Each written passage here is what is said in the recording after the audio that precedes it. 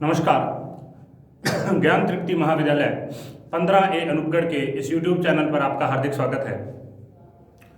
आज हम BSc second year के लिए हमारा जो अगला टॉपिक कार्बोक्सिलिक एसिड जो हमारा चल रहा था, ऑनगोइंग टॉपिक था, उसी को आगे कंटिन्यू कर रहे हैं। कार्बोक्सिलिक एसिड में अब तक हम कार्बोक्सिलिक एसिड क्या होता है, उसकी डेफिनेशन क्या है, उसका जनरल फार्मूला क्या है, इसके अतिरिक्त उसका वर्गीकरण किस प्रकार से किया जाता है, उसके नामकरण के अलग अलग तरीके कौन से हैं, उसके अलावा उसके निर्माण की विधियां, और उसका सबसे महत्वपूर्ण पार्ट जो हमने किया था वो था कार्बोनिल ग्रुप के कारण होने वाली कुछ अभिक्रियाएं और हाइड्रोक्सिल ग्रुप के कारण होने वाली कुछ अभिक्रियाएं। इन सब चीज़ों के बारे में हम डिस्कशन ऑलरेडी कर चुके हैं। ये सारी चीज़ें हम ऑलरेडी हम बात कर चुके हैं। लास्ट वीडियो में हमने बात की थी कार्बोक्सिलिक अम्ल की कुछ रासायनिक अभिक्रियाओं के बारे में। ध्यान दीजिए, यहां पर हम केवल मोनोकार्बोक्सिलिक एसिड के बारे में बात कर रहे हैं। मोनोकार्बोक्सिलिक एसिड का मतलब होता है इस प्रकार के कार्बोक्सिलिक एसिड जिसमें केवल एक ही COOH समूह पाया जाता है। हाँ, एक बात और आपको ध्यान रखनी है, वो ये कि एक कार्बन पर केवल एक ही COOH समूह पाया जा सकता है। मतलब एक कार्बन है, उसके ऊपर केवल एक ही पाया जा सकता है। अगर दो कार्बन है, चाहे वो एडजेसेंट हों, मतलब एक दूसरे के पास पास जुड़ी हों, और या वो एक दूसरे से दूर दूर हों, उसमें ऐसा कुछ खास नहीं है, वहां पर COOH एक से ज्यादा हो सकते हैं। लेकिन एक कार्बन पर कभी भी दो COOH, दो कार्बोक्सिल समूह नहीं पाए जा सकते। हम उसी चीज के बारे में यहाँ पर बात कर रहे हैं। हमने रासायनिक अभिक्रियाओं में सबसे पहले थोड़ा सा आपको ब्रीफ करता हूं क्या क्या हम कर चुके हैं। रासायनिक अभिक्रियाओं में सबसे पहले जो हमने अभिक्रिया की थी वो थी HVZ हेल-वोलार्ड-जेलेंस्की की अभिक्रिया। उसके बाद में हमने जो दूसरे इथेनॉल के माध्यम से संपन्न होती है दूसरी अभिक्रिया की थी एसिड क्लोराइडों का निर्माण किस प्रकार से होता है। एसिड क्लोराइडों का निर्माण होने के बाद हमने यहाँ पर SO2 थायोनिल क्लोराइड, इसके मैकेनिज्म को ध्यान रखना है। SNI प्रकार के मैकेनिज्म से अभिक्रिया संपन्न होती है। SNI प्रकार का जो मैकेनिज्म है उस अभिक्रिया के अंदर योगदान देता है SNI प्रकार का मैकेनिज्म। इसके बारे में हम ऑलरेडी बात कर चुके हैं। इसको बोलते हैं न्यूक्लियोफिलिक सब्स्टिट्यूशन इंटरनल, मतलब आंतरिक रूप से ही नाभिक स्नेही प्रतिस्थापन प्रकार की अभिक्रिया होना। इस चीज के बारे में हम बात कर चुके हैं। इसके बाद जो हमने बात की वो बात की अस्टरीकरण की क्रिया के बारे में। और अस्टरीकरण की जो क्रिया विधि है उसके अंदर हमने ये देखा कि कार्बोक्सिलिक जो होता है वो अपना OH देता है और अल्कोहल अपना H देता है। इसके बारे में भी हम डिस्कस कर चुके हैं। उसके बाद में हमने ये इसकी पूरी की पूरी क्रिया विधि के बारे में बात की, जिसमें हमने देखा कि कार्बोक्सिलिक तो अपना OH देता है, मतलब कार्बोक्सिलिक अम्ल होने के बाद भी अपना OH देगा, क्योंकि इसकी क्रिया विधि के उदाहरण में, इसकी क्रिया विधि के आधार पर हम इस चीज को समझ चुके हैं। और जो कार्बोक्सिलिक है वो अम्ल होने के बाद में भी अपना OH देगा, और जो अल्कोहल है वो अल्कोहल अपना क्या देगा, H देगा यहाँ पर। तो इस चीज को आपको ध्यान रखना है, ठीक है। तो अब देखिए यहाँ पर हम एस्टर इस प्रकार से बनाते हैं, और एस्टर बनाने की कुछ और विधियां हैं जिसके अंदर हमने बात की थी एस्टाइलेशन के बारे में, एस्टिलीकरण के बारे में, किस तरीके से एस्टर बनता है। नेक्स्ट विधि के बारे में हमने बात की डाइएज़ोमेथेन से किस तरीके से एस्टर का निर्माण होता है। तो ये चीजों के बारे में हम बात कर चुके हैं। नेक्स्ट हम बात कर रहे हैं एमाइडों का संश्लेषण। आज का जो हमारा टॉपिक है इसके बारे में कल भी हम थोड़ा बहुत डिस्कस कर चुके हैं, लेकिन आज इसको हम वापस से स्टार्ट करेंगे, और वो हमारा टॉपिक है एमाइडों का संश्लेषण। एमाइड किस प्रकार से निर्मित किए जाते हैं, एमाइड का किस तरीके से निर्माण किया जाता है, एमाइडों का संश्लेषण किस प्रकार से होता है, ठीक है। अब देखो, जब कार्बोक्सिलिक समूह का मतलब होता है COOH, जब कार्बोक्सिलिक समूह के OH को, हाइड्रोक्सिल समूह को एमिनो समूह द्वारा विस्थापित कर दिया जाता है। एमिनो का मतलब होता है NH2। मतलब कार्बोक्सिलिक को अगर हम लिखें तो हम इसको इस तरीके से लिख सकते हैं, यहां से इस OH को हटा के इसकी जगह पर NH2 को जब हम डाल देंगे तो इससे बनने वाला उत्पाद एमाइड कहलाता है। आपको ये चीज ध्यान रखनी है कि एमाइड जो होता है उसको ऐसे लिखा जाता है C+ONH2, ये एमाइड है, C+ONH2। लास्ट वीडियो में मैंने इस चीज के बारे में बात की थी कि ये किस तरीके से होता है। देखो, इसका सबसे बेस्ट एग्जांपल क्या है, एक बार मैं उस चीज के बारे में आपको बता दूं। एमाइड का सबसे बेस्ट एग्जांपल, सबसे पहला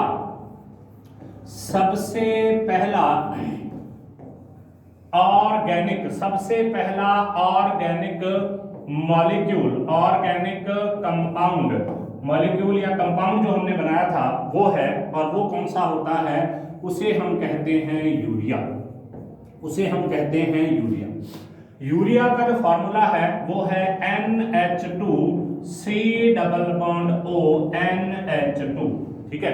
तो देखिए ये क्या हो गया, एमाइड, ठीक है, ये क्या हो गया, एमाइड, ठीक है। तो अब ये होती है यूरिया, सामान्य नाम इसका यूरिया होता है। और सबसे पहले फ्रेडरिक होलर ने सबसे पहले ब्राजीलियस एक जो साइंटिस्ट थे उनके वाइटल फोर्स थ्योरी या जैव शक्ति सिद्धांत का खंडन करने के लिए, खंडन करते टाइम ये सबसे पहले बनाया था। और ये किससे बनाया गया था, इनऑर्गेनिक मटेरियल से। हमने कौन सा मटेरियल बनाया था, ऑर्गेनिक मटेरियल बनाया था। इनऑर्गेनिक मटेरियल से ऑर्गेनिक मटेरियल का फॉर्मेशन हुआ था सबसे पहले। तो अब देखिए यहां पर होगा क्या, इसको क्या बोलते हैं, इसका नाम होता है एमिनो मैथेनेमाइड, यूपीएससी नाम है इसका एमिनो मैथेनेमाइड। तो एक प्रकार का एमाइड है। CONH2 को हम क्या बोलते हैं, एमाइड बोलते हैं। एक कार्बन होने के कारण इसका जो नाम रखा गया है वो होता है एमिनो मैथेनेमाइड, ठीक है। तो ये तो था यूरिया के बारे में कि यूरिया किस तरीके से है और क्या है। नेक्स्ट हम बात करते हैं अगले किस तरीके से फॉर्मेशन होगा। सबसे पहले हम बात करेंगे यहाँ पर ही जो हमारा टॉपिक चल रहा था उसी के बारे में बात कर रहे हैं। जब कार्बोक्सिलिक समूह के हाइड्रोक्सिल समूह को एमिनो समूह मतलब NH2 समूह द्वारा विस्थापित कर दिया जाता है, रिप्लेस कर दिया जाता है, तो बने हुए उत्पाद को एमाइड कहा जाता है। कार्बोक्सिलिक अम्लों से एमाइड प्राप्त करने के लिए 2 स्टेप में अभिक्रिया संपन्न करवाई जाती है। सबसे पहले तो कार्बोक्सिलिक अम्ल की अभिक्रिया हम किसके साथ में करवाएंगे, फास्फोरस के हैलाइड के साथ में करवाएंगे। फास्फोरस के साथ के हैलाइड में करवाने से क्या बन जाएगा, एसिटिल क्लोराइड बन जाएगा। और एसिटिल क्लोराइड आगे अमोनिया के साथ रिएक्शन करेगा तो किसका निर्माण कर देगा, एसिटेमाइड का निर्माण कर देगा। तो 2 स्टेप में है। सबसे पहले फास्फोरस हैलाइड के साथ में विक्रिया होगी, उसके बाद विक्रिया किसके साथ में होगी, अमोनिया के साथ में होगी और ये रिएक्शन कंप्लीट हो जाएगी। अम्लों से एमाइड बनाने की एक दूसरी विधि भी है। इस विधि में हम अम्ल को पहले अमोनिया से विक्रिया करवा के अमोनियम लवण बनाते हैं और फिर उसे गर्म करके तोड़ देते हैं और तोड़कर किसका निर्माण करते हैं, एमाइड का। तो पहली विधि के अंदर तो क्या है, ये कौन सी विधि है, पहली विधि। इस विधि के अंदर क्या है, सबसे पहले कार्बोक्सिलिक एसिड का जो रिएक्शन है वो किसके साथ में करवाया जाता है, फास्फोरस हैलाइड के साथ में। उससे एसिटिल क्लोराइड बनते हैं, उसकी अमोनिया के साथ विक्रिया करवा के उससे एमाइड का फॉर्मेशन होता है। दूसरी विधि में सबसे पहले एसिटिक एसिड की अभिक्रिया अमोनिया के साथ करवाई जाएगी, अमोनिया से अमोनियम लवण बनाएंगे और अमोनियम लवण को गर्म करके एमाइड का निर्माण कर लेंगे। तो उसको हम देखते हैं यहाँ पर कौन सी दूसरी विधि है और किस तरीके से उस विधि का प्रयोग हम करते हैं।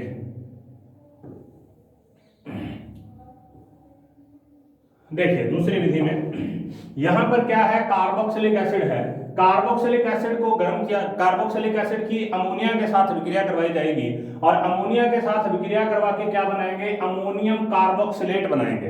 अमोनिया के साथ इसकी विक्रिया करवा के अमोनियम कार्बोक्सिलेट बनाएंगे। अमोनियम कार्बोक्सिलेट को गर्म किया जाएगा तो यहां से 2 हाइड्रोजन और ऑक्सीजन, यहां से 2 हाइड्रोजन और ऑक्सीजन बाहर निकल जाएंगे H2O के रूप में और किसका निर्माण हो जाएगा, NH2 का। तो इसका मतलब सबसे पहले अमोनिया के साथ विक्रिया करवा के अमोनियम लवण बनाया NH4 वाला और उसके अंदर से गर्म करके जल को बाहर निकाल के एमाइड का निर्माण करवा दिया। उसके बाद है कार्बोक्सिलिक अम्लों का अपचयन। कार्बोक्सिलिक अम्ल अपचयित होकर कई प्रकार के अल्कोहल बनाते हैं। अगली विधि जो हम कर रहे हैं वो हम कर रहे हैं कौन सी, अपचयन की। अगला जो इसकी जो केमिकल रिएक्शन है वो हम कौन सी कर रहे हैं, अपचयन की, रिडक्शन की। अब जो कार्बोक्सिलिक एसिड होते हैं वो कई प्रकार से रिडक्शन करते हैं, कई प्रकार से अपचयन करते हैं और कई प्रकार के यौगिकों का निर्माण कर देते हैं। कार्बोक्सिलिक अम्ल कई प्रकार से अपचयन करते हैं और अपचयन करने पर कई प्रकार के यौगिकों का निर्माण कर देते हैं, जैसे कुछ प्राथमिक अल्कोहल वगैरह बनाते हैं। कार्बोक्सिलिक अम्ल अपचयित होकर प्राथमिक अल्कोहल बनाते हैं। कार्बोक्सिलिक अम्ल जो है उनका अपचयन होगा तो प्राथमिक अल्कोहल बनेंगे। अपचयन के लिए कई प्रकार के विक्रमकों का उपयोग किया जा सकता है, जैसे लिथियम एल्यूमिनियम हाइड्राइड, डाइबोरेन, उत्प्रेरकीय हाइड्रोजनीकरण। कई प्रकार की विधियां यहाँ पर होती हैं जिसकी सहायता से हम इसका अपचयन कर सकते हैं। अब देखिए यहाँ पर होगा क्या, LiAlH4 लिथियम एल्यूमिनियम हाइड्राइड एक बहुत अच्छा अपचायक होता है। तो carboxylic acid lithium aluminium hydride की उपस्थिति में लिथियम एल्यूमिनियम हाइड्राइड के साथ में अपचयन करेंगे, 4 हाइड्रोजन यहां से निकल जाएंगे और अपचयन करके क्या बना देंगे, अल्कोहल का फॉर्मेशन कर देंगे। सबसे पहले बनाएंगे एल्डिहाइड और उसके बाद में उसका जब अम्लन किया जाएगा, अम्ल के साथ उसकी अभिक्रिया करवाई जाएगी तो किसका निर्माण हो जाएगा, RCH2H का मतलब किसका निर्माण कर देंगे, अल्कोहल का। ध्यान ये रखना है कि कार्बोक्सिलिक अम्ल से प्राथमिक प्रकार के अल्कोहल बनते हैं। यहां पर भी देखिए बोरेन के कंपाउंड बनाएंगे, RCOOH B2H6 की उपस्थिति में हाइड्रोजनीकरण होगा, बोरेन का कंपाउंड बनेगा, उसके बाद में H+ और H2O के साथ में अभिक्रिया होगी तो प्राथमिक प्रकार के अल्कोहल का निर्माण होगा।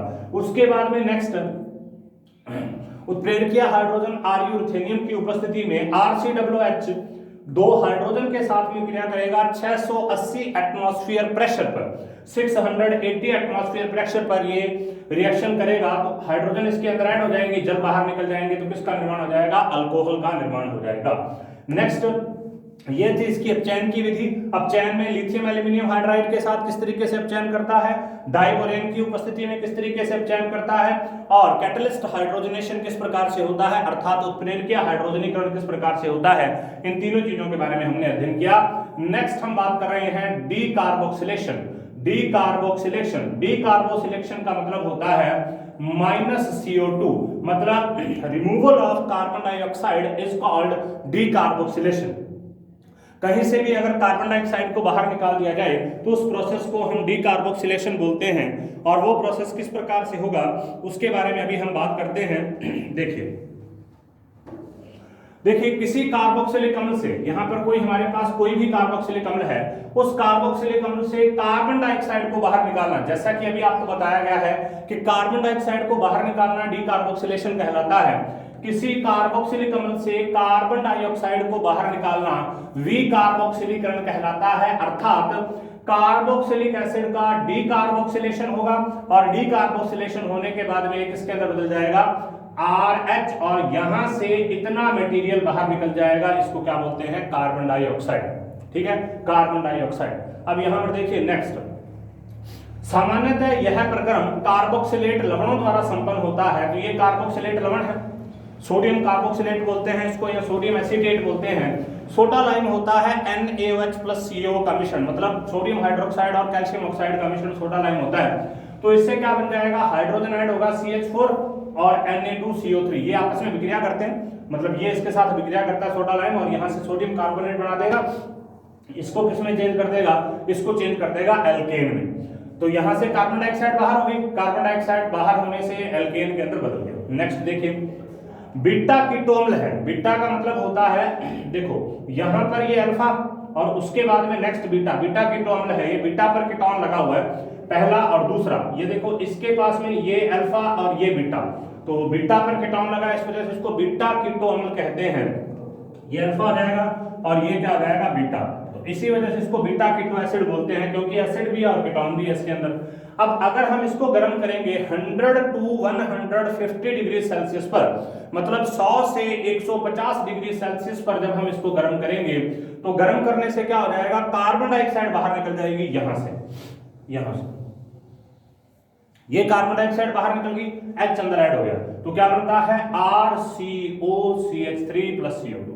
ठीक है, RCOCH3 + CO2 यहां से बाहर निकल जाएगा। ठीक है, अब यहां पर इसके दो कारण हैं, किस तरीके से बनेगा सॉरी, इसके दो कारण हैं। सबसे पहला कारण तो यह है कि मध्यवर्ती कार्बोनियन आयन बनता है। कार्बोनियन आयन का मतलब होता है इस प्रकार का आयन जिसके ऊपर नेगेटिव चार्ज हो। कार्बोनियन आयन इस प्रकार का होता है जिसके ऊपर नेगेटिव चार्ज हो, अनुनाद द्वारा उसका स्थायीकरण हो जाए। कैसे, देखते हैं। देखो यहां पर H हट गया, H हटने से इसके ऊपर नेगेटिव चार्ज आ गया। अब ये वाले इलेक्ट्रॉन इधर जाएंगे, ये वाले इलेक्ट्रॉन इधर जाएंगे, यहां डबल बॉन्ड हो गया। ठीक है, अब डबल बॉन्ड, ये वाले इलेक्ट्रॉन आगे जाएंगे, ये वाले इलेक्ट्रॉन इधर जाएंगे, ये वाले इलेक्ट्रॉन इधर जाएंगे, तो यहां से सबसे पहले क्या निकलेगा, जब ये इधर चले गए, यहां पर डबल बॉन्ड हो गया, तो ये तो इतना सारा यहां से रिमूव हो सकता है, किसके रूप में, कार्बन डाइऑक्साइड के रूप में बाहर निकल गया। अब देखो RC डबल बॉन्ड O, उसके बाद में CH2, उसके ऊपर नेगेटिव चार्ज।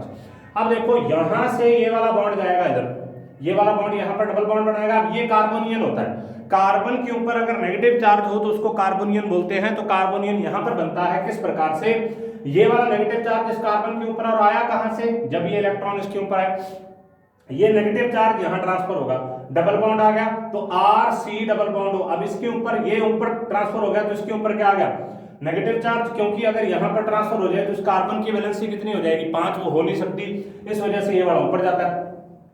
तो क्या होगा, देखो ये दोनों आपस में अनुनाद कर रहे हैं, यहां पर क्या हो रहा है, रेजोनेंस हो रहा है, अनुनाद हो रहा है, ये इसमें बदल रहा है, ये इसमें बदल रहा है। तो RCOCH2 तो किस तरीके से बनेगा, RCO के ऊपर नेगेटिव चार्ज CH2 H+ और RCOCH3 का फॉर्मेशन होता है। यहां से क्या बन जाएगा, अब ये H+ इसके अंदर जुड़ेगा, इसके साथ में जुड़ जाएगा तो RCOCH3 का फॉर्मेशन हो जाएगा। और ये H+ कहां से आया, यहीं से, ये जो H+ यहां से निकला था वही H+ वापस इसके अंदर आ गया। तो ये कंप्लीटर किसका निर्माण कर देगा, कीटोन का, मतलब कार्बोक्सिलिक से कीटोन का निर्माण होगा। उसके बाद में नेक्स्ट, कार्बोक्सिलिक अम्ल अणु भी एक 6 सदस्यीय चक्रीय संकरण अवस्था द्वारा आसानी से कार्बन डाइऑक्साइड मुक्त कर सकता है। सबसे पहले तो कार्बोनियन का निर्माण करके कार्बन डाइऑक्साइड मुक्त कर सकता है। दूसरा, कार्बोक्सिलिक अम्ल का अणु भी एक 6 सदस्यों की चक्रीय वलय का निर्माण करता है और कार्बन डाइऑक्साइड का निर्माण कर सकता है, कार्बन डाइऑक्साइड को बाहर निकाल सकता है। उसको देखो वो कैसे होता है, उसको देखते हैं। इनॉल बनता है यहां पर भी, उसको ध्यान दीजिए आप। देखिए इस तरीके से कार्बोक्सिलिक एसिड है, RC डबल बॉन्ड हो, ये बीटा कीटो एसिड है, RC डबल बॉन्ड हो CH2COOH, यहां से यहां आया और यहां से यहां गया तो इतना तो कार्बन डाइऑक्साइड के रूप में बाहर निकल गया, ठीक है। अब यहां से क्या होगा, ये बड़ा बॉन्ड इधर गया तो इन दोनों के बीच में बॉन्ड बन गया, देखो इन दोनों के बीच में बॉन्ड बन गया, यहां से यहां गया तो यहां डबल बॉन्ड आ गया, इनॉल बन गया। इनॉल का मतलब है जिसके अंदर OH भी हो और डबल बॉन्ड भी हो उसको इनॉल कहते हैं, इन प्लस ऑल को इनॉल कहते हैं। तो यहां पर ये डबल बॉन्ड है और ये OH है, तो यहां से यहां जाएगा और यहां से इधर आएगा तो क्या बन जाएगा, RC डबल बॉन्ड हो, RC डबल बॉन्ड हो, ये H फ्री है, ये इलेक्ट्रॉन इस तरफ आए तो इसके ऊपर जुड़ गया तो क्या बन गया, कीटोन बन गया, ठीक है। तो इस प्रकार से एक तो चक्रीय अवस्था से बन सकता है, एक कार्बोनियम के अनुनाद के कारण बन सकता है, दो तरीकों से इस तरीके से हो सकता है। उसके बाद नेक्स्ट देखिए, मैलोनिक अम्ल और एसिटोएसिटिक एस्टर, ये एसिटोएसिटिक एस्टर होता है जिसके अंदर ये कीटोन है, कार्बोक्सिलिक एसिटोएसिटिक अम्ल है। 100 डिग्री सेल्सियस पर कीटोन में बदल जाता है क्योंकि ये अस्थायी है, जैसे इसको गर्म करेंगे, गर्म करने से कार्बन डाइऑक्साइड निकलेगी और किसके अंदर बदल जाएगा, कीटोन के अंदर। दूसरा है मैलोनिक अम्ल, मैलोनिक अम्ल भी इसी तरीके का है, केवल OH लगा हुआ एक्स्ट्रा, तो ये भी अस्थायी है, जैसे इसको गर्म करेंगे, गर्म करने से यहां से कार्बन डाइऑक्साइड निकलेगा तो क्या बन जाएगा, एसिटिक एसिड के अंदर बदल जाएगा। तो ये दोनों मैलोनिक एसिड तो किसके अंदर बदल जाएगा, एसिटिक अम्ल के अंदर, एसिटोएसिटिक एस्टर किसके अंदर बदल जाएगा, एसीटोन के अंदर। ये दोनों के दोनों लगभग अस्थायी होते हैं, उसका कारण ऊष्मा के प्रति अस्थायी होते हैं। उसका कारण यह है कि गर्म करते ही इनमें से कार्बन डाइऑक्साइड का रिमूवल होगा और कार्बन डाइऑक्साइड के रिमूवल होने के साथ ही ये जो एसिटोएसिटिक एस्टर है वो तो चेंज हो जाएगा एसीटोन में, और जो मैलोनिक एसिड है वो चेंज हो जाएगा एसिटिक एसिड। नेक्स्ट हम बात करते हैं कार्बोक्सिलिक अम्ल के हाइड्रोजन परमाणु को, हैलो अम्ल के बारे में। नेक्स्ट हम बात करते हैं हैलो एसिड के बारे में, हैलो अम्ल के बारे में कि हैलो अम्ल क्या होता है। हैलो अम्ल का मतलब होता है इस प्रकार का कंपाउंड जिसमें हैलोजन भी पाई जाती हो और कार्बोक्सिलिक भी पाई जाती हो। इस प्रकार का कंपाउंड जिसमें हैलोजन भी पाई जाती हो और कार्बोक्सिलिक भी पाए जाते हैं उसको हम हैलो अम्ल कहते हैं। जब किसी कार्बोक्सिलिक अम्ल के हाइड्रोजन परमाणु को, ये ध्यान रखना है, कार्बोक्सिलिक अम्ल के हाइड्रोजन परमाणु को हैलोजन परमाणु द्वारा प्रतिस्थापित कर दिया जाए तो बने हुए उत्पाद को हैलो अम्ल कहा जाता है। कार्बोक्सिलिक अम्ल के हाइड्रोजन परमाणु को हैलोजन परमाणु द्वारा प्रतिस्थापित कर दिया जाए तो बने हुए उत्पाद को हैलो अम्ल कहा जाता है। तो यहाँ पर कुछ इनके फार्मूलाज हैं, उनके बारे में हम बात करते हैं। तो सबसे पहला फार्मूला देखो, क्लोरीन जुड़ा हुआ है यहाँ पर, ठीक है। यहाँ पर सबसे पहले क्या है, क्लोरीन जुड़ा हुआ है। अब ये क्लोरीन जुड़ा है तो ये क्या हो जाएगा, एसिटिक एसिड के साथ क्लोरीन जुड़ा है तो उसको क्लोरोएसिटिक एसिड बोलते हैं। 2 कार्बन एथेनोइक होता है तो क्लोरोएथेनोइक अम्ल हो गया। यहाँ पर देखो बीच में ब्रोमीन जुड़ा है अल्फा पोजीशन पर तो इसको अल्फा ब्रोमोप्रोपियोनिक एसिड बोलते हैं। IUPAC नेम इसका 2 ब्रोमोप्रोपियोनिक एसिड हो गया। उसके बाद में बीटा पोजीशन पर जुड़ा है तो बीटा आयोडोप्रोपियोनिक एसिड बोलते हैं, नाम इसका 3 आयोडोप्रोपियोनिक एसिड हो गया। उसके बाद बेंजोइक पर क्लोरीन जुड़ा है तो ऑर्थो क्लोरोबेंजोइक अम्ल आएगा, जिसको हम 2 क्लोरोबेंजोइक अम्ल कहते हैं।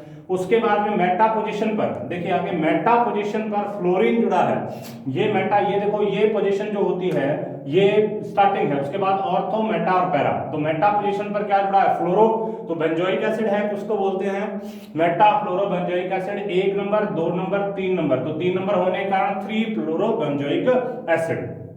उसके बाद में ये पैरा पोजीशन पर जुड़ा है तो इसको बोलते हैं पैरा बेंजोइक एसिड। अब पैरा बेंजोइक एसिड है तो इसकी नंबरिंग करेंगे तो ये 1 नंबर, ये 2 नंबर, ये 3 नंबर और ये 4 नंबर, तो इसको क्या बोलते हैं 4 ब्रोमो बेंजोइक एसिड। तो अलग अलग प्रकार की यहाँ पर चीजें हैं। अब देखो यहाँ पर बनाने की विधियां कौन कौन सी हैं। सबसे पहले तो हमने हैलो अम्लों का निर्माण किया था HVZ मेथड द्वारा। सबसे पहले तो हमने जो हैलो अम्ल है उनका निर्माण किया था HVZ मेथड द्वारा, हेल-वलार्ड-जेलेंस्की अभिक्रिया के द्वारा, जिसको हम बात कर चुके हैं, और वो होता है कार्बोक्सिलिक अम्लों के हैलोजनीकरण द्वारा। कार्बोक्सिलिक अम्लों के हैलोजनीकरण द्वारा किसका निर्माण होता है, हैलो अम्लों का। इस अभिक्रिया को अपने एक बार वापस देख लेते हैं किस तरीके से कार्बोक्सिलिक अम्लों के हैलोजनीकरण द्वारा निर्माण होता है, उस चीज को हम वापस एक बार देख लेते हैं। ये देखिए हेल-वलार्ड-जेलेंस्की, हेल-वलार्ड-जेलेंस्की में अल्फा हैलो अम्लों का निर्माण करेंगे। देखो कार्बोक्सिलिक है, उस कार्बोक्सिलिक पर ब्रोमीन जुड़ा हुआ है, कार्बोक्सिलिक है और उस पर ब्रोमीन जुड़ा हुआ है तो अल्फा हैलो अम्ल बन गए। ब्यूटेनोइक अम्ल की सबसे पहले ब्रोमीन के साथ अभिक्रिया करवाई जाएगी, फास्फोरस की उपस्थिति में एक कंपाउंड बनेगा, उसका जल गठन करवाया जाएगा, जल गठन करवाने से किसका निर्माण हो जाएगा, अल्फा हैलो अम्लों का निर्माण हो जाएगा। तो अल्फा हैलो अम्लों का निर्माण यहाँ पर हमने इस तरीके से कर दिया। तो ये तो होती है हेल-वलार्ड-जेलेंस्की अभिक्रिया, ये कंप्लीट होगी, ये हम ऑलरेडी कर चुके हैं।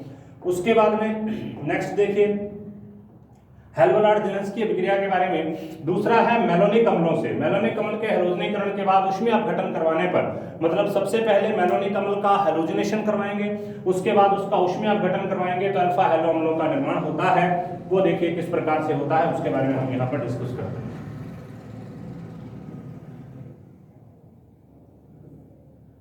देखिए ये यहां पर है CH2 CH2CH2COOH, ठीक है। ब्रोमीन के साथ अभिक्रिया करेगा तो ब्रोमीन इसमें जुड़ जाएगा, ब्रोमो बन गया। अब इसको गर्म करेंगे तो गर्म करने से कार्बन डाइऑक्साइड यहां से बाहर निकल जाएगी तो BrCH2COOH, ब्रोमो एसिटिक एसिड बन गया। तो मेलोनिक एसिड से बन गए, मेलोनिक एसिड होता है COOH CH2COOH, ठीक है। उसके बाद असंतृप्त कार्बोक्सिलिक अम्लों से, असंतृप्त हमारे पास कार्बोक्सिलिक अम्ल का हैलोजनीकरण करवाना हो तो उससे बीटा या गामा प्रकार के हैलो अम्ल बनते हैं। और किस प्रकार से बनते हैं, देखो अल्फा बीटा असंतृप्त अम्ल, इसको बोलते हैं एक्रिलिक एसिड, इसको बोलते हैं एक्रिलिक एसिड। ये एक्रिलिक एसिड है, CH2 double bond CH3COOH HBr के साथ में विक्रिया करेगा और HBr के साथ में विक्रिया करने से बनेगा BrCH2CH2COOH, H यहाँ पर जुड़ गया, Br उस तरफ जुड़ गया तो 3 ब्रोमो प्रोपेनिक एसिड। यहाँ पर HBr का योग विपरीत मार्कोनिकॉफ नियम से होता है और हम हमेशा जानते हैं इसी तरीके से होता है। इसका कारण यह है कि कार्बोक्सिलिक अम्ल के इलेक्ट्रॉन आकर्षित करने की क्षमता के कारण बीटा कार्बन इलेक्ट्रॉन न्यून हो जाता है और अल्फा कार्बन पर प्रोटोनीकरण हो जाता है, ठीक है। तो यहाँ पर क्या होगा, HBr का योग मार्कोनिकॉफ नियम के विपरीत दिशा में होता है। मार्कोनिकॉफ नियम के अनुसार जो हाइड्रोजन है वो वहां जुड़नी चाहिए। देखिए यहाँ पर क्या हो गया, हाइड्रोजन इधर जुड़ गया, आगे CH2 ऑलरेडी है। यहाँ पर देखिए इस विक्रिया को हम समझते हैं, यहां से इसके ऊपर आया, ठीक है, तो H+ ये यहां पर आ गया तो यहां पर CH2 के ऊपर पॉजिटिव चार्ज, फिर CH2, फिर C डबल बॉन्ड OH।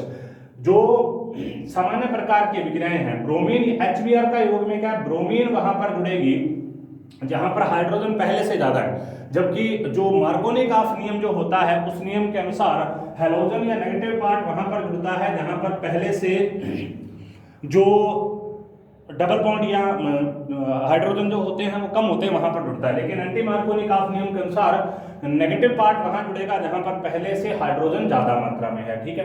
तो हाइड्रोजन यहां पर ज्यादा मात्रा में थी और ब्रोमीन भी यहां पर ही जुड़ गया, तो इसका मतलब ये एंटी मार्कोनिकॉफ प्रकार का नियम होता है, इस तरीके से जुड़ गया। इसका कारण क्या है, इसका कारण है ये इलेक्ट्रॉन का इस तरफ जाना और कार्बन पर नेगेटिव चार्ज का आ जाना। देखो इसका कारण यह है कि कार्बोक्सिलिक अम्ल के इलेक्ट्रॉन को आकर्षित कर लिया और इलेक्ट्रॉन को आकर्षित करने से बीटा कार्बन पर इलेक्ट्रॉन ज्यादा हो गए, बीटा कार्बन जो है देखो ये अल्फा और ये बीटा, यहाँ पर इलेक्ट्रॉन हो गए कम, बीटा कार्बन पर इलेक्ट्रॉन कम हो गए और अल्फा कार्बन पर प्रोटोनीकरण हो जाता है, तो इस वजह से ये यहाँ पर जुड़ जाएगा। ठीक है, तो अब देखिए नेक्स्ट, क्योंकि इसके ऊपर नेगेटिव चार्ज आया तो प्रोटॉन यहाँ पर जुड़ जाएगा, प्रोटोनेशन इसका हो गया। अब इसी के ऊपर नेगेटिव बचा हुआ है तो इसके ऊपर आके Br जुड़ जाएगा। नेक्स्ट देखिए असंतृप्त एल्डिहाइड से किस तरीके से फॉर्मेशन होता है इसका। असंतृप्त एल्डिहाइड का मतलब होता है अनसैचुरेटेड एल्डिहाइड। असंतृप्त एल्डिहाइडों का हाइड्रोहेलोजनीकरण, मतलब उसमें हाइड्रोजन भी जोड़नी है, क्लोरीन भी जोड़नी है, यहाँ हेलोजन भी जोड़नी है, करवा के उनको ऑक्सीकरण करवाने पर भी हेलो अम्लों को प्राप्त किया जा सकता है। एक्ट्रोलिन है, एक्ट्रोलिन मतलब अनसैचुरेटेड प्रकार का एल्डिहाइड है।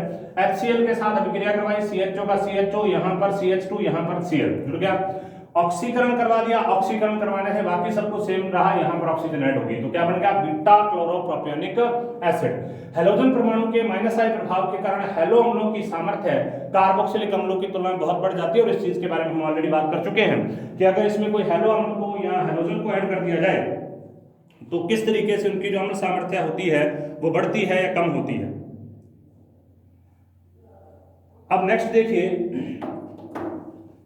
हेलोजन परमाणु का माइनस आई प्रभाव है, उसके कारण हेलो अम्लों की अम्ल सामर्थ्य बढ़ गई, और उसको हम ऑलरेडी बात कर चुके हैं कि हेलोजन अम्लों के कारण कार्बोक्सिलिक अम्ल की अम्ल सामर्थ्य ज्यादा होती है। अब हम इसकी रासायनिक अभिक्रियाओं के बारे में बात करते हैं। हेलो अम्लों के दो प्रमुख भाग होते हैं, एक तो होता है हेलो एल्किल समूह, ये रहा, ये हेलो एल्किल समूह है, ठीक है, और दूसरा होता है कार्बोक्सिलिक समूह। दो प्रकार के इसके भाग होते हैं, एक होता है हेलो एल्किल समूह जिसमें हेलोजन एल्किल के साथ में जुड़ा हुआ है, और दूसरा होता है कार्बोक्सिलिक समूह। तो हेलो अम्लों में दोनों प्रकार के गुण पाए जाएंगे, एल्किल हैलाइडों के भी पाए जाएंगे क्योंकि हेलो एल्किल समूह पाया जा रहा है, और कार्बोक्सिलिक अम्ल के भी पाए जाएंगे क्योंकि COOH समूह पाया जा रहा है। कार्बोक्सिलिक समूह की अभिक्रियाएं पहले हम देखते हैं कौन कौन सी हैं। सबसे पहले तो कार्बोक्सिलिक समूह की अभिक्रियाएं देखेंगे, फिर एल्किल हैलाइड की अभिक्रियाएं देखेंगे, और उसके बाद हम आगे देखते हैं कि इसकी कौन कौन सी अभिक्रियाएं जो है हमारे सिलेबस में बची हुई रहती हैं, उनके बारे में हम बात करेंगे। तो कार्बोक्सिलिक समूह की अभिक्रियाएं, यह अल्कोहल के साथ एस्टर और PCl5 के साथ अम्ल क्लोराइड बनाता है। तो हम ऑलरेडी पढ़ चुके हैं कि कार्बोक्सिलिक जो होता है अल्कोहल के साथ अभिक्रिया करता है तो एस्टरीकरण की अभिक्रिया होती है, और फास्फोरस के हैलाइड के साथ में अभिक्रिया करता है तो एसिड क्लोराइड बनाता है। तो सेम टू सेम वही है, अल्कोहल के साथ शुष्क HCl की उपस्थिति में इसने अभिक्रिया की तो क्लोरोएस्टर का फॉर्मेशन कर दिया और जल यहां से बाहर निकाल दिया, ठीक है, केवल यहां पर R जोड़ दिया और यहां से H बाहर निकल गया H2O के रूप में। दूसरा PCl5 के साथ में जब ये अभिक्रिया करता है तो उस कंडीशन में देखो ये क्या बना दिया, इतने को ध्यान दो, यहां पर मान लीजिए कुछ भी नहीं है तो आप इसको ध्यान दो, ये क्या हो जाएगा, एसिड क्लोराइड हो जाएगा, क्योंकि CH के ऊपर Cl लगा हुआ है, COCl ऑलरेडी है। ध्यान देना PCl5 जब भी किसी ऐसे कंपाउंड के साथ अभिक्रिया करे जिसके पास में ऑक्सीजन हो तो 99% केसेस के अंदर POCl3 बनता है। तो POCl3 यहाँ पर भी बना हुआ है, HCl भी यहाँ पर बना हुआ है। तो इस अभिक्रिया के अंदर हमने क्या किया, एस्टर का, यहाँ पर तो एस्टर का निर्माण किया और यहाँ पर हमने अम्ल क्लोराइड का निर्माण किया। कार्बोक्सिलिक एसिड भी अल्कोहल के साथ में विक्रिया करता है तो एस्टर बनाता है, और अगर ये विक्रिया करता है PCl5 के साथ या फास्फोरस के हैलाइड के साथ में तो अम्ल क्लोराइड का निर्माण करता है, चाहे वो PCl5 के साथ में विक्रिया करे और चाहे वो अभिक्रिया करे PCl3 के साथ में। नेक्स्ट देखिए और कौन सी अभिक्रिया करता है। अब हम एल्किल समूह के कारण या एल्किल हैलाइड के कारण होने वाली अभिक्रियाओं के बारे में अध्ययन करेंगे कि एल्किल हैलाइड के कारण होने वाली अभिक्रियाएं कौन कौन सी हैं। सबसे पहले यहाँ पर एक चार्ट बना हुआ है, इस चार्ट को आप ध्यान से देखिए। इस चार्ट में सब अभिक्रियाओं के बारे में बता रखा है कि किस प्रकार से इसकी अभिक्रियाएं जो है वो संपन्न होती हैं। देखिए हम यहाँ पर बात करेंगे उन ग्रुप्स के बारे में, यहाँ पर जो अभिक्रियाएं होंगी वो एल्किल हैलाइड के सापेक्ष होंगी। CH3CHCOOHCN जुड़ा है सबसे पहले, ठीक है। तो सबसे पहले तो क्या है, अल्फा ब्रोमोप्रोपियोनिक अम्ल, ये वाला, ये हमारे पास में क्या था, एल्किल हैलाइड था। अब ये एल्किल हैलाइड था तो अब इसकी अभिक्रियाएं किस प्रकार से संपन्न होंगी उनके बारे में हम बात कर रहे हैं। देखिए अल्फा ब्रोमोप्रोपियोनिक एसिड है, KCl के साथ में विक्रिया करेगा, ब्रोमीन हट जाएगा, CN जुड़ जाएगा। उसके बाद इसका जल गठन होगा, जल गठन होने से Cl के ऊपर OH जुड़ जाएगा तो कार्बोक्सिलिक हो गया। दो कार्बन, एक ही कार्बन पर दो COOH है, यह अस्थायी प्रकार का कंपाउंड होता है, इसको आगे चेंज हो जाएगा। उसके बाद में अगर अमोनिया के साथ में विक्रिया की जाती है तो अमोनिया के साथ विक्रिया करके इस प्रकार का अमोनियम कंपाउंड बनता है। फिर इसका जल गठन किया जाता है तो कार्बोक्सिलिक जुड़ जाता है और NH2 जुड़ा रहता है। दूसरा पोटेशियम आयोडाइड के साथ अभिक्रिया करेगा तो आयोडो चेंज हो जाएगा, मतलब ब्रोमीन की जगह पर आयोडीन आ जाएगा। AgNO2 के साथ अभिक्रिया करेगा तो AgBr बाहर निकल जाएगा और NO2 जुड़ जाएगा। उसके अलावा KOH के साथ अभिक्रिया करेगा तो KOH के साथ अभिक्रिया करके ब्रोमीन बाहर निकल गया, OH यहां से H बाहर निकल गया, H+ के साथ में हाइड्रोक्सिल प्रकार का, मतलब एक हम ये कह सकते हैं कि जिसमें कार्बोक्सिलिक समूह भी पाया जा रहा है और जिसमें OH समूह पाया जा रहा है, वो प्रकार का कंपाउंड बन जाएगा। ये हाइड्रोक्सी समूह होता है यहाँ पर, और ये मुख्य जो है वो क्रियात्मक समूह के रूप में यहाँ पर कार्य करता है। तो इस प्रकार से इसकी 1 2 3 4 प्रकार 5 प्रकार की रिएक्शन है, अलग अलग प्रकार से अलग अलग प्रकार के कंपाउंड्स का ये निर्माण करता है। बीटा हैलो अम्ल क्षारों के साथ, अब बीटा हैलो अम्ल के साथ बारे में बात करते हैं। क्षारों के साथ क्रिया करके अल्फा बीटा असंतृप्त या अल्फा बीटा अनसैचुरेटेड तथा बीटा हाइड्रोक्सी अम्ल का मिश्रण बनाते हैं। बीटा हैलो अम्ल क्षारों के साथ क्रिया करते हैं, अल्फा बीटा अनसैचुरेटेड तथा बीटा हाइड्रोक्सी अम्ल का मिश्रण बनाते हैं, और यदि इनको और देर तक गर्म किया जाए तो बना हुआ बीटा हाइड्रोक्सी अम्ल भी अल्फा बीटा असंतृप्त अम्ल में बदल जाता है। तो ये कंपाउंड है, ठीक है। CH3 CHCl CH2 COOH, पहला OH दूसरा H3O+ के साथ क्रिया करेगा तो सबसे पहले यहाँ पर ये Cl हट के और इसकी जगह पर OH जुड़ेगा, ठीक है, और एक कंपाउंड बन जाएगा ये बड़ा, ये क्या है, असंतृप्त प्रकार का एल्डिहाइड, असंतृप्त प्रकार का कार्बोक्सिलिक एसिड है। अब यहाँ से अगर हम जल को बाहर निकाल दें, जल को बाहर निकालने से ये वाला कंपाउंड भी वही बन जाएगा। तो देखो CH3CH CHCOOH CH3CH CHCOOH, तो इसका मतलब क्या है कि पहले तो क्या बनेगा, बीटा हाइड्रोक्सी, मतलब बीटा पर हाइड्रोक्सिल ग्रुप लगा हुआ है, बीटा हाइड्रोक्सी कार्बोक्सिलिक अम्ल बनेगा, और उसके बाद में और इसके साथ साथ एक असंतृप्त अम्ल बनेगा। लेकिन अगर हम इसे भी गर्म कर दें तो जल बाहर निकल के और ये भी बन जाता है। कुछ स्थितियों में आंतरिक प्रकार का जो अभिक्रिया आंतरिक प्रकार के एस्टर का निर्माण होता है, जिसे हम क्या कहते हैं, जिसे हम लैक्टोन कहते हैं। देखिए आंतरिक एस्टर कैसे होगा, बीटा हैलो अम्ल का सोडियम लवण है, देखो बीटा पर ब्रोमीन लगा हुआ है, ये देखो अल्फा और ये बीटा, और यहाँ पर ON है तो सोडियम लवण है। अब ये क्लोरोफॉर्म के साथ अभिक्रिया करेगा तो चक्रीय प्रकार के यौगिक का निर्माण होगा।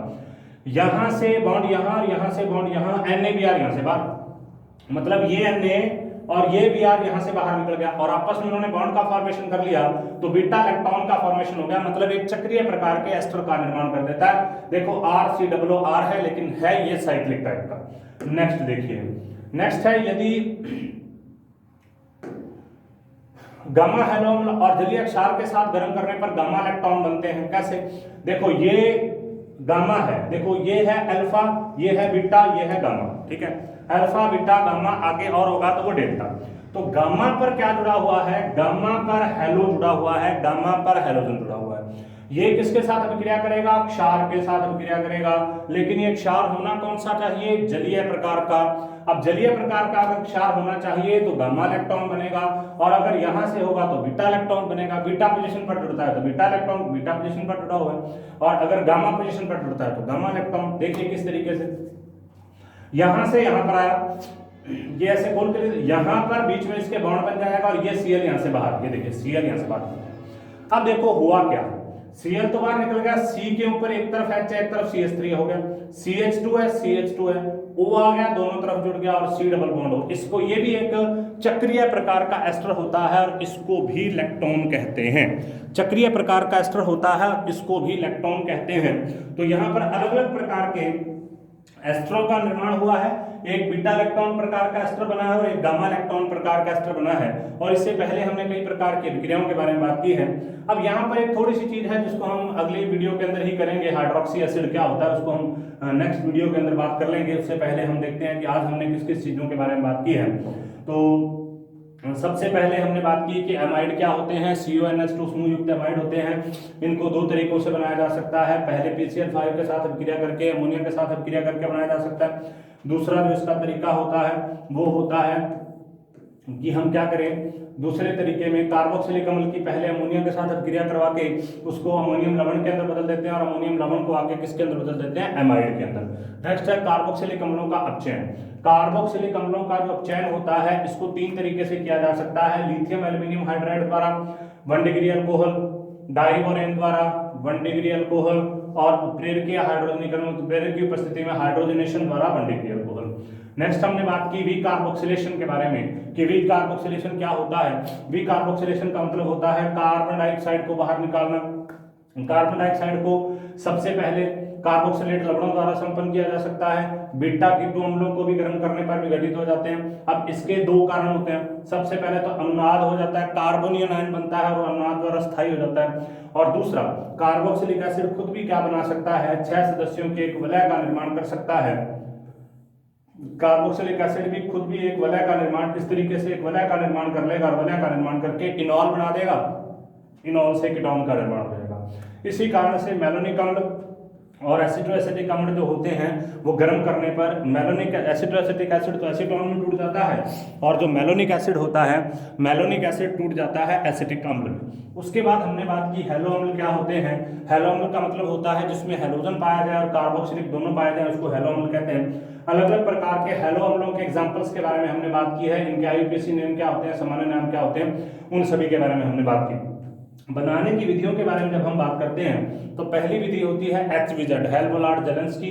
दूसरी अभिक्रिया होती है मैलोनिक अम्ल से, हेल्वोलार्ड जेलेंस्की, और दूसरी अभिक्रिया होती है मैलोनिक अम्ल से। अभिक्रिया किस प्रकार से होगी, COOH CH2 COOH Br2 BrCH COOH और ब्रोमो एसिटिक एसिड का फॉर्मेशन हो गया। अनसैचुरेटेड प्रकार के अम्लों से जब हम इसकी एक्रिलिक एसिड है, अनसैचुरेटेड प्रकार का अम्ल है, इससे भी हम बना सकते हैं हैलो।